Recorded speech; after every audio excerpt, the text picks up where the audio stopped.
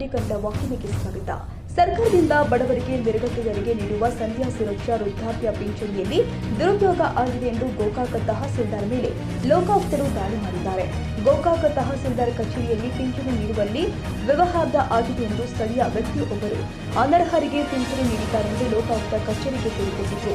ದೂರಿನ ಹಿನ್ನೆಲೆ ಲೋಕಾಯುಕ್ತ ಎಸ್ಪಿ ಹನುಮಂತರಾಯ ಇವರ ನೇತೃತ್ವದಲ್ಲಿ ಬೆಳಗ್ಗೆ 30 ಜನರ ತಂಡದೊಂದಿಗೆ ಗೋಕಾಕ ತಹಸೀಲ್ದಾರ್ ಕಚೇರಿ ಸೇರಿ 4 ಜನ ಅಧಿಕಾರಿಗಳ ಮನೆ ಮೇಲೆ ಲೋಕಾಯುಕ್ತರ ತಂಡ ದಾಳಿ ಮಾಡಿ ದಾಖಲೆಗಳನ್ನು ಪರಿಶೀಲಿಸುತ್ತಾ ಇದ್ದಾರೆ.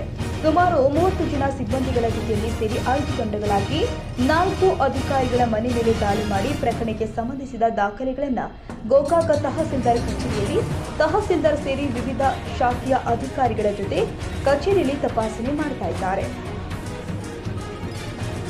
ಕನ್ನಡಿಗರ ಮೆಚ್ಚಿನ ನಿಮ್ಮ ಟಿವಿ20 ಕನ್ನಡ ವಾಹಿನಿ ಇದೀಗ ಟಿವಿಯಲ್ಲಿ ಲಭ್ಯ.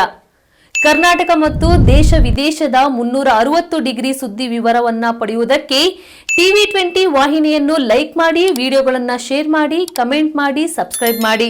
HCN ಕೇಬಲ್ 842 ನಂಬರ್ನಲ್ಲಿ ಹುಕ್ಕೇರಿ ತಾಲೂಕು ಹಾಗೂ ಸಂಕೇಶ್ವರದ ಸುತ್ತಮುತ್ತಲಿನ ಹಳ್ಳಿಗಳಲ್ಲಿ ಲಭ್ಯ. PCN ಕೇಬಲ್ 129 ನಂಬರ್ನಲ್ಲಿ ಹಾರುಗೆರೆ ಸುತ್ತಮುತ್ತಲಿನ ಹಳ್ಳಿಗಳಲ್ಲಿ ಲಭ್ಯ. ರಾಯಬಾಗ್ ಡಿಜಿಟಲ್ ಚಾನೆಲ್ ಕೇಬಲ್ 80ನೇ ನಂಬರ್ನಲ್ಲಿ ರಾಯಬಾಗ ತಾಲೂಕಿನ ಸುತ್ತಮುತ್ತಲಿನ ಹಳ್ಳಿಗಳಲ್ಲಿ ಲಭ್ಯ.